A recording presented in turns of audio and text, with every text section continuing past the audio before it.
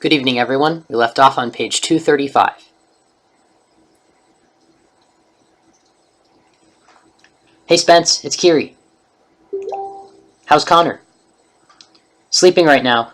The doctor says he should wake up relatively soon, I guess within the next day or so. He came through the surgery without complication, Kerry told him, smiling with relief. That's excellent. I'm so glad. The kids are eating cheese dogs right now. Want to talk to them? You know what? You can just bring them right to Edward Hospital. Justin will probably tell Kara where they are. He's coming in a little while, he said. Are you sure you want to do this, Kerry? This isn't the best of ideas. Spencer couldn't say anything since the kids were right next to him, but he really didn't think this was a wise course of action. I'm not planning on letting them see him. Not yet. Make sure you bring them at or after 1900, okay? Yeah, why? Visiting hours end. Ah, you want some proof to back up your excuse as to why they can't see their dad, he said with a small smile, wondering if his little jab was a little too forward. He hoped she didn't take it the wrong way. There was a pause, and his smile disappeared. Yep, she took it the wrong way. I'm sorry, he said before she got the chance to say anything at all. I didn't mean that. It's fine, she told him. No, he didn't mean that. He's just being Spencer, she thought. He was a good detective, but had relatively poor professional manners once he became comfortable with coworkers. Bring them around 1900, okay? Yeah. Alright, see you then. Bye. She closed her phone and put it away. She took Connor's hand again and spoke softly to him. Aiden and Patrick are coming here. I'm sorry, honey, but I don't want them to see you just yet. We'll wait till you're awake and feel a little better. I just want you to know they're closer than they were. She sighed. I'm going to tell them what happened. Not in graphic detail, of course. Patrick already knows. He overheard my conversation with Mom and Dad. It was an accident. I'm so sorry for doing that to him. Connor's monitors kept beeping, serving as a somewhat comforting reminder that his heartbeat was regular and that his vitals were, for the moment, where they should be. But the beeping monitors were also a distraction. An annoying reminder that they weren't at home, or in Ireland, or anywhere else that felt safe and normal. They spent some time with Sarah yesterday. Today they've been with Spencer since I needed Sarah to help me find you, she told him, giving his hand a little squeeze. Quigley's still in the lounge. I don't think Spencer knows what to do with him, she chuckled. I didn't really know where to put him. He can't be near a crime scene, and he can't be anywhere in the crime lab but the lounge with the kids. I'm almost positive he won't be allowed here. We'll have to wait till you're in a different room, sweetie.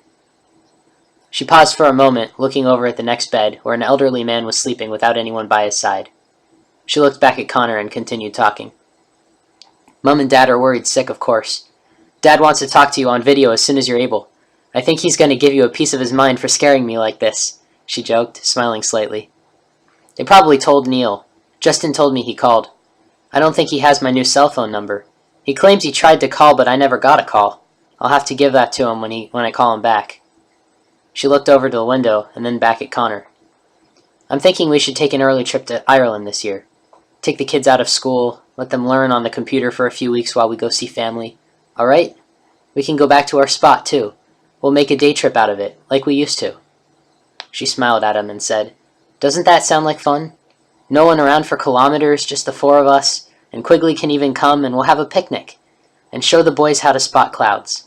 We'll bring a soccer ball or something and we can play on the grass. It'll be Patrick and me versus Aiden and you, or however you want to do it. It didn't matter that her plans were unrealistic.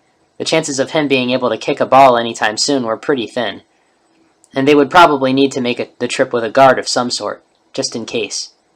But it was her prerogative to fantasize, she thought. I'll have to bring you a writing pad and a stylus when you're feeling up to it. You've probably gotten behind on your schedule for the book.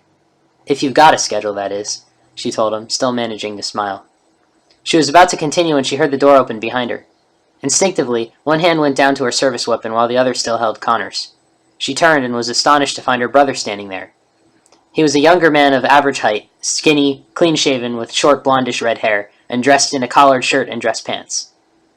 Neil! She gasped and stood, letting go of Connor's hand. Neil opened his arms and walked toward his sister with a small sympathetic smile.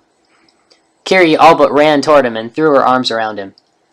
She buried her head in his shoulder, and Neil held her as they shared a moment of silence. How is he? He asked finally. He's going to live, Kerry said, wiping her eyes. As you can see, he's not in the best shape. The doctor says you'll wake up, though, fairly soon. Where are the kids? With someone from work. He's going to bring them soon so I can see them. Then they'll be picked up and taken to a coworker's house. How long are you in town for? I talked to my boss this morning. We're working on a project right now, but under the circumstances, he said I could take my leave now. We just started on the final simulations now, so it's not a problem to find someone else to take over for me. My work is basically done, he told her. I can take the kids back to the house and to the school and all that. I'll stay a couple of weeks, however long you need me. Neil was an aerospace engineer, working for the European Space Agency out of Ireland. He lived not too far from his parents, though he did travel quite a lot and was almost never home. Post-college, he had started his career in the EU Navy as an aerospace engineer, and he had only left 4 years ago when he was offered a position as an engineer with the ESA. That would be a huge help. I have to talk to Justin. He's a CSI. I think he called a cleanup crew for the house, but I'm not sure yet. Neil nodded. All right, whatever you have to do. Those kids should be back in their own house, though. Have you told them? No. Patrick knows. It was an accident. He overheard my conversation with Mum and Dad.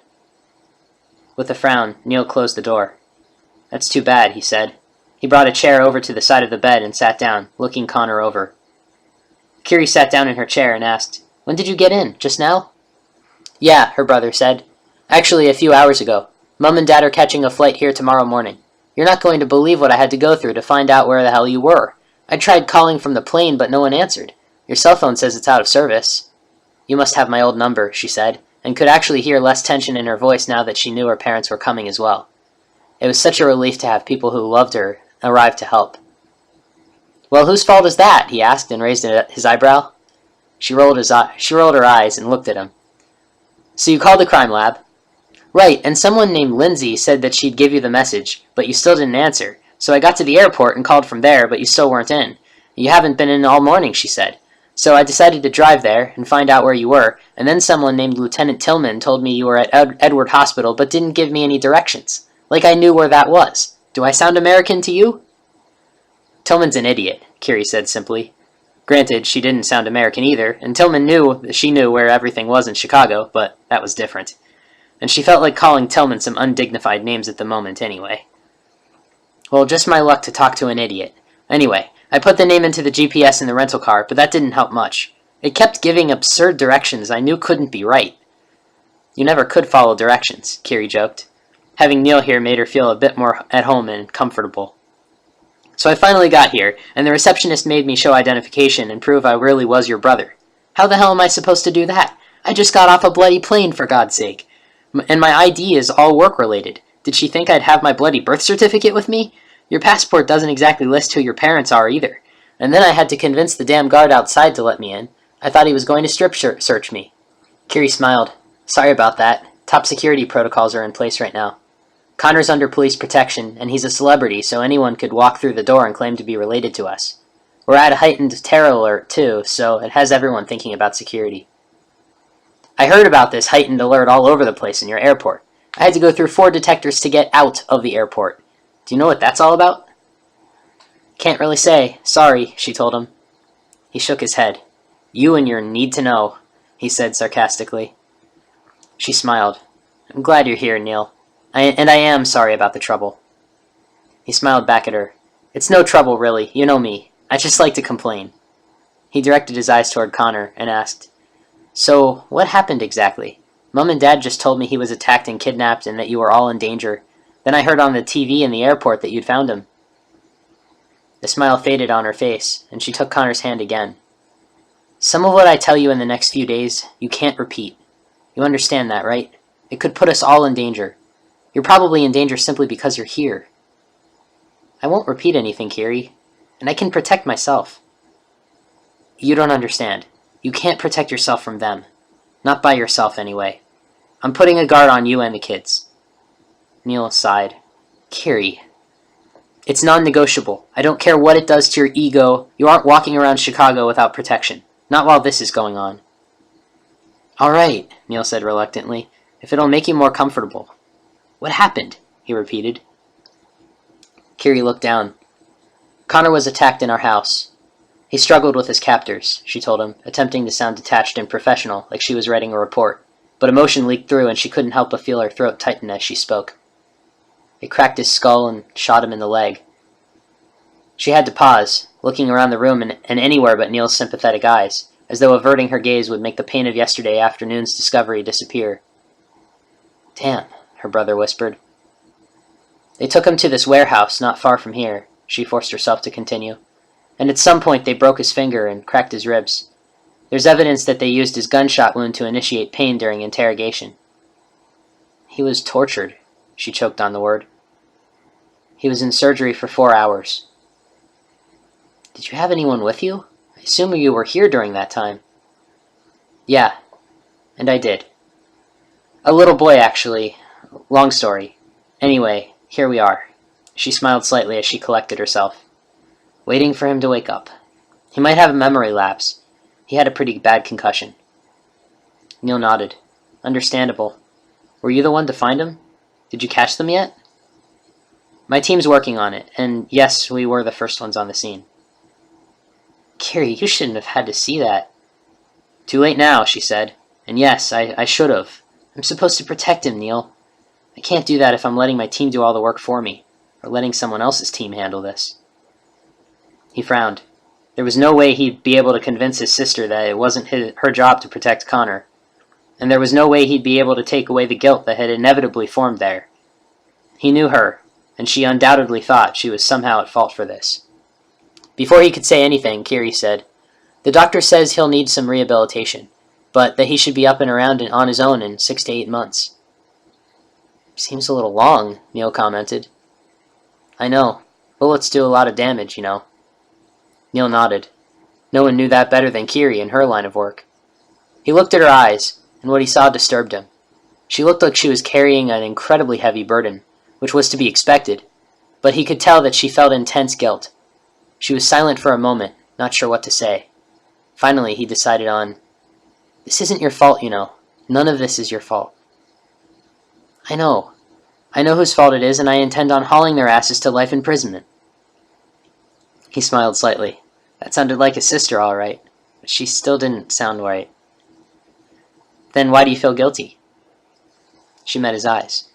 "I don't," she lied, but as she continued to study him, she realized that it was actually he who looked guilty. What was that all about? "Right," was all he said, sounding disappointed.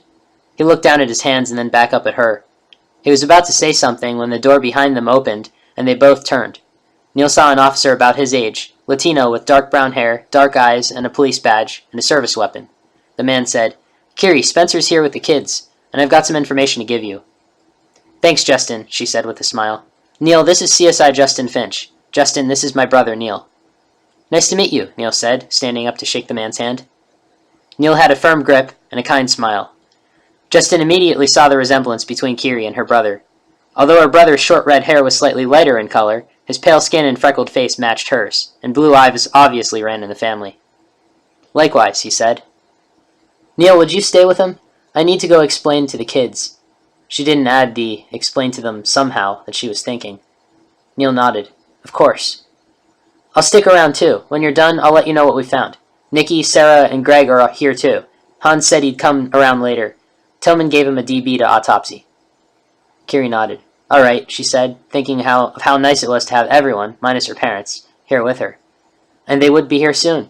This was a huge relief. It would give her the opportunity to hunt down Taylor Smith. "Did you happen to order a cleanup crew to my house?" "Yeah, they were in and out this morning, right after we confirmed we had all the evidence we needed," Justin told her. "Perfect. Neil, if you wouldn't mind taking the kids home tonight, then they don't need to go to Justin's house." "It's what I came here for," Neil said with a small smile.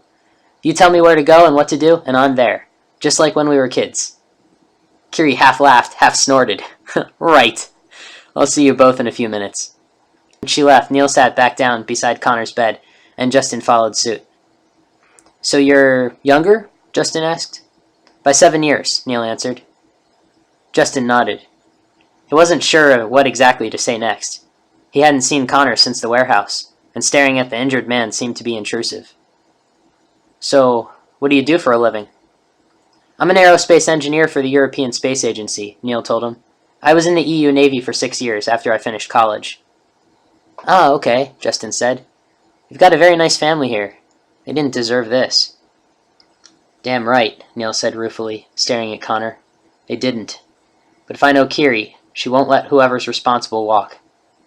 No, she won't, Justin agreed. Neither will I. We'll read more tomorrow.